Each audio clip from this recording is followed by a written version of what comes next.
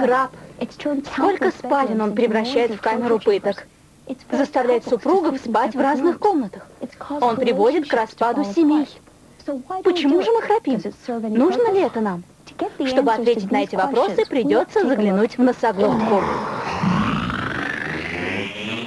Я в больнице Святого Михаила, где доктор Хейт осмотрит мою носоглотку с помощью эндоскопа.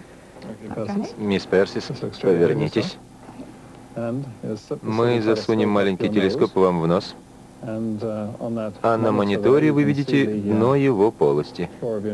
Мы движемся глубже, и вот перед нами ее задняя стенка. А внизу вы видите мягкое небо. Похрапите. Отлично. Теперь еще дальше. Похрапите снова. Еще раз. Отлично. Вы видите, как небный язычок вибрирует во время храпа. Храп – это звук, возникающий, когда воздух, проходя мимо разных структур в дыхательных путях, заставляет их вибрировать. Мы видели, как в моей носоглотке дрожало мягкое небо. Вибрировать могут также язык и миндалины. Но почему это происходит именно когда мы спим? Когда мы спим, мышцы расслаблены, и все более дряблое. А когда мы бодрствуем, напряжение мышц гасит вибрации. Алкоголь, снотворное и даже старость также снижают мышечный тонус, а значит, способствуют вибрации. Ну что, вы готовы взглянуть на этого страшного врага, свирепствующего по ночам в спальнях всего мира? Отчаявшись, жена толкает храпящего мужа в бок. Муж поворачивается, и храп исчезает. Когда мы лежим на спине, язык и прочие ткани сдвигаются вниз. Проход для воздуха сужается. Он движется по нему быстрее, создавая больше вибраций и шума. Если повернуться на бок, ткани освобождают проход для воздуха. Это ослабляет вибрации и храп. Хорошо, теперь ложитесь на спину. Все это дрожание и хлопанье тканей в наших глотках создает много шума. Но достаточно ли его, чтобы рухнул брак? В лаборатории изучения сна больницы Святого Михаила ищут на это ответ. Засыпайте. Итак, какой же график здесь отображает громкость храпа? Вот этот. Пациент громко храпит? Сейчас громкость около 80 децибел. Это типично? Если храп мешает, то да. У большинства людей с такими жалобами его громкость примерно 70-80 децибел. 80 децибел? Это много? Чтобы это понять, я взяла портативный шумомер. На нем сейчас 80 децибел.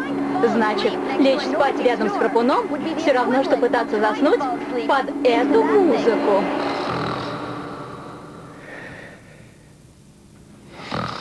Мужчины всегда считались самыми страшными храпунами. И наука подтверждает их дурную славу. Что же заставляет их храпеть сильнее женщин? Вспомним, храп – это звук, возникающий, когда воздух, обтекая мягкие ткани дыхательных путей, заставляет их вибрировать, как нитки на вентиляторе. Наука считает, что женские гормоны, эстрогены и прогестерон, не дают тканям расслабляться, тем самым затрудняя вибрацию. Если эти женские гормоны ввести мужчине, храп утихает. А многие женщины храпят сильнее, достигнув менопаузы, когда половых гормонов больше не образуется. Шум не единственная проблема при храпе. Этот спящий пациент страдает от самой тяжелой его формы. Мышцы глотки расслабляются так сильно, что она перекрывается и не дает спящему дышать. Обычно он при этом просыпается, и этот пациент продышится, заснет, и все повторится снова. У него тяжелое удушье бывает от 5 до 60 раз за ночь. Заснет, задохнется, проснется, заснет, задохнется, проснется.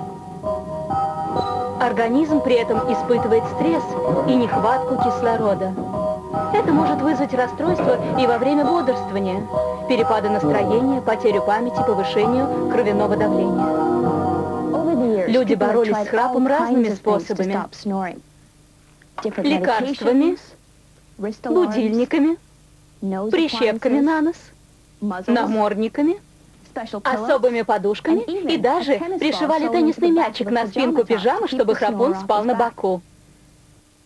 Но прежде чем испробовать эти средства, вспомните, глотка всего лишь одна из частей нашего организма.